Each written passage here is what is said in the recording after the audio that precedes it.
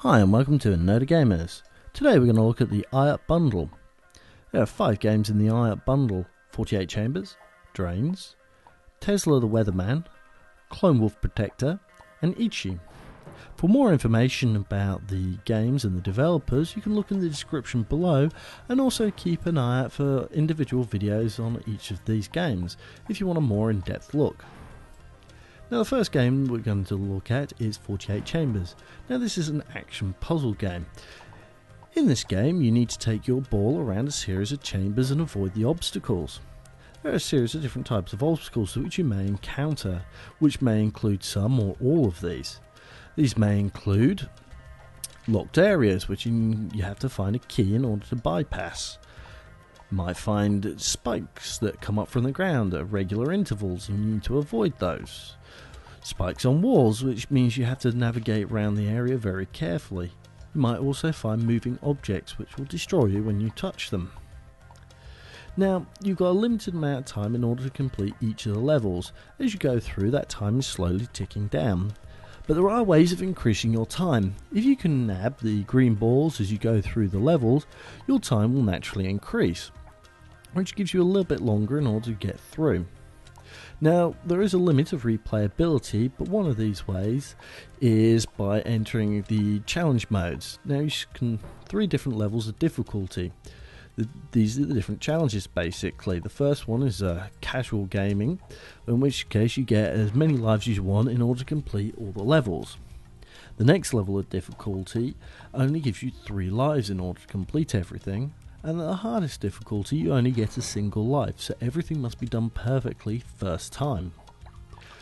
So, there's only a few things I would say that really detracted from this game, and I think is you really could do with some ability to rebind your keys, because you might find the control system awkward for you.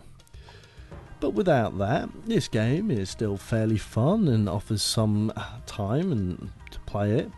And with a little puzzle and challenging, it can be quite an interesting game. The next game up is Drains. Now unfortunately I find this to be the weakest of the bunch. Much of the game is sluggish and awkward. There's several examples of graphical glitching and just some bugs that have entered in the game, which whilst don't stop you from completing the game, shouldn't have been in there in the first place. Bring it on. Now, just starting from the beginning, I find the control scheme is quite sluggish. It can take a good maybe half a second for your character to react. Now, this might have been because it was on my computer and it wasn't reacting well to the game, because I was finding a lot of the graphics were quite jerky. Now, some of the control schemes were awkward. It used a WASD movement, but also a JKIL, as well as using U and space and enter and the colon, and you had no ability to remap the keys, so you were kind of stuck with what you were given. Now, some of the graphical glitching wasn't particularly big, but bits would flicker on screen, and also you could see through some of the terrain when the camera moved in awkward angles. Some of the bugs actually included when you killed some of the creatures, the items that you were able to pick up just simply rolled so far towards the camera that it went beyond your ability to actually pick them up, so you actually lost the opportunity to collect these rewards for defeating the monsters. Now this game also tries to implement a RPG aspect to it, so as you kill more creatures you can gain more experience. And this unlocks more health and new combat abilities, but it provides no flexibility. So it doesn't even implement what a true RPG should be, which is some control over your character development. You have a fixed development, so they might as just well unlock abilities as you went along as the appropriate story point. Overall, this game is, as I said, amongst one of the weakest. Didn't particularly have a lot of fun playing it, and I found the control scheme and the combat system just very awkward, and hopefully maybe if the game carried on playing for a bit longer it might have improved, but I never lasted long enough to give it that much of a chance. I am going to do a more in-depth review on this, so hopefully we'll get a better chance of looking at this and see what we can think of it then. The next game up is Tesla the Weatherman.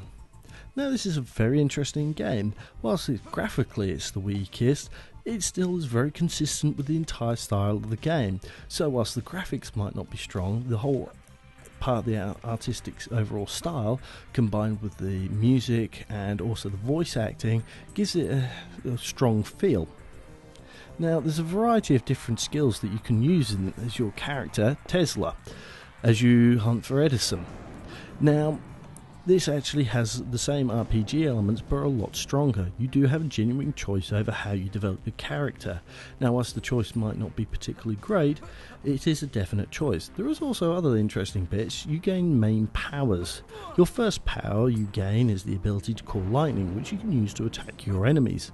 And the second power that you pick up is effectively an electric discharge, which allows you to manipulate objects and levitate them and fling them around. And there are more powers that you can unlock as you go along, as well as specific skills as well. So this game works with a sort of like a basic physics engine, and also with that you get emergent gameplay. So some of the puzzles, there's no set way of doing it, though generally you would kind of have to do one thing or another. There's a little bit of flexibility on how you achieve that. And this game definitely has its own sense of style, and the voice acting they've gone through, and which tells the story, adds a lot of flavour to it. And there's also quirky little elements, such as your ability to glide is actually controlled by a series of little birds which you tie ropes to, which help you glide for a little bit longer without actually providing full ability of flight. This is definitely a good game, and it's one that I would definitely see I'd like to carry on playing. Next up is Clone Wolf Protector. A fun, but if not infuriating games at times, but not in a bad way. Your character is a carpenter turned hero after a series of tragic events have befallen him. And as part of his adventuring career, he starts to help a village. And defeating these monsters, he gains a magical item, which allows him to clone himself. And this is where some of the infuriating elements of the game starts to creep in. All your various clones, of which there could be maybe a dozen of you, are all controlled by the exact same keys. So when you step left, they step left. When you step right, they step right, and we all jump at the same time. However, if you were to one was to walk into a wall and one was to have open space, the one with open space would carry on walking, while the other one would stay there. And if you've got too many clones out, if you can walk them into the same location, they'll merge together, and so you're able to create another clone in a different location. And the reason why you have all these clones is so you can deal with the monsters that appear. And these monsters appear from both the left and the right hand side, and quite often you need to be trying to attack both sides at the same time. And that's where your clones come in. And this is why it can be quite frustrating, because there's a lot to do and not a lot of time to do it. The final game, Ichi, is a puzzle game based on a single click system. The main game has 50 pre-created levels for you to play through, and if you're online you can also get access to the player created levels. At the current time of recording there's over 200 of them. Now this game was part of the graduation bundle just a week ago, and I'd definitely say this is one of the strongest games out of the bunch.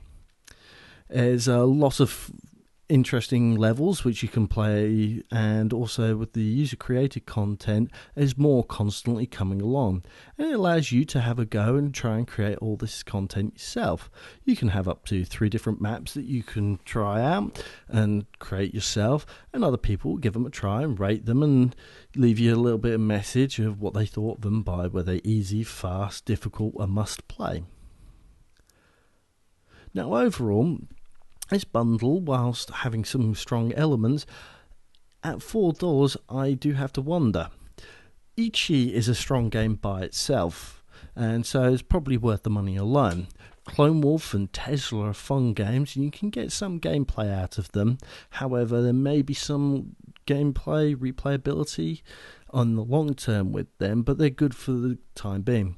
48 Chambers and Drains, probably the weaker ones of the lot. So they're there, and I think whilst it might be interesting to play 48 Chambers, Drains less so. Overall, I would definitely consider taking a bit more look at each of these games and see how they suit you. I couldn't recommend the bundle as a whole, not to any particular type of game player. Maybe a puzzle game player might have some interest in this. with 48 Chambers and Ichi. Those are probably the best ones who are going to find this the most useful. But for your $4 or $8 if you get the Champions Pack, I'll take a strong consideration looking through Desura and seeing what you can actually pick up, or maybe waiting for the next bundle that comes along. Okay, now there are going to be more in-depth videos for each of these games, so it'll help you have a little bit more information, help you decide if you're going to buy. Okay, I hope you've enjoyed, and I'll see you next time.